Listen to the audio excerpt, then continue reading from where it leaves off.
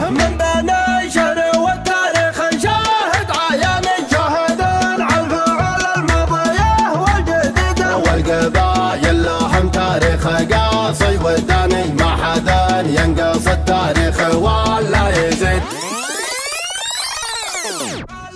ما نخفيه بين المحاني ربنا الواحد المعبود ملجأ بيده.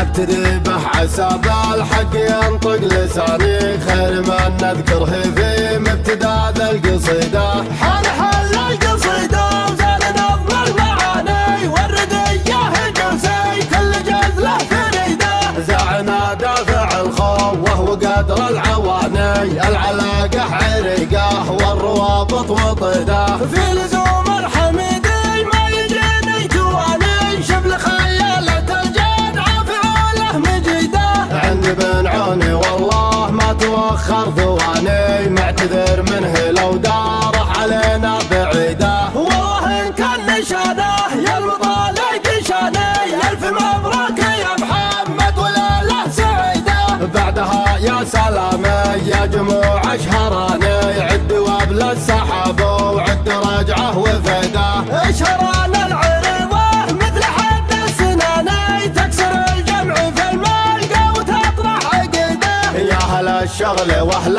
الجوخ والجنبخاني مزبن الجاني اللي جالي من ضديده. في العدم ضيفهم يلقى الكبوش السماني والتراحب وخيار الصفات الحميده.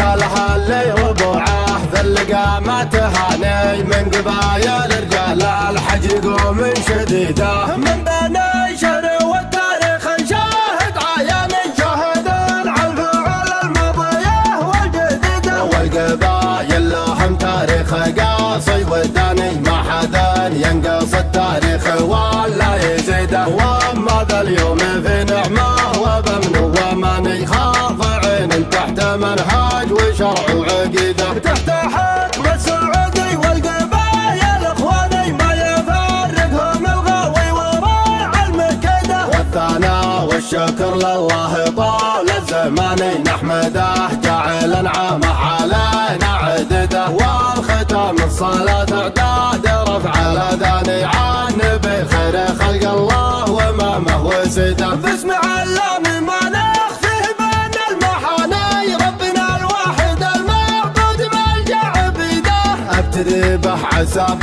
الحق ينطق لساني خير ما نذكره في مبتدا ذا القصيده. حل القصيده وزال نظم المعاني والرديه جلسي كل جزله فريده. زعنا دافع الخوه وقدر العواني العلاقه عريقه والروابط وطيده. في لزوم الحميدي ما يجيني تواني شبل خيالة الجدعة فعوله مجيده. عند بن عوني والله ما توخر ثواني معتذر منه لو داره علينا بعيده. والله ان كان نشانه يا المطالق شاني الف مبروك يا محمد وليله سعيده. بعدها يا سلامي يا جموع اشهراني عد وابل السحاب وعد راجعه وفيده. اشهران العريضه مثل حد السناني تكسر الجمع في الملقى وتطرح عقيده. يا هل الشغل واهل الجوخ والجنبخاني مزبن الجاني اللي جالي من ضديده. في العدم ضيفهم يلقى الكبوش السماني والتراحب وخيار الصفات الحميده. قالها اللي ربوعه في اللقى ما تهاني من قبايل رجال الحج قوم شديده. من بني شر والتاريخ نشاهد عيان شاهد على الفعل الماضية والجديدة. والقبايل لهم تاريخ قاصي وداني ما حدا ينقص التاريخ ولا يزيده. واما ذا اليوم في نعمه وبمن ومن يخاف عين تحت منهاج وشرع وعقيده. تحت حكم السعودي والقبايل اخواني ما يفرقهم الغاوي وراع المكيده. والثناء والشكر لله طال الزمان نحمده جعل انعامه علينا عدده. والختام قام الصلاة اعداد رفع الاذان عن بخير خلق الله وامامه وسده.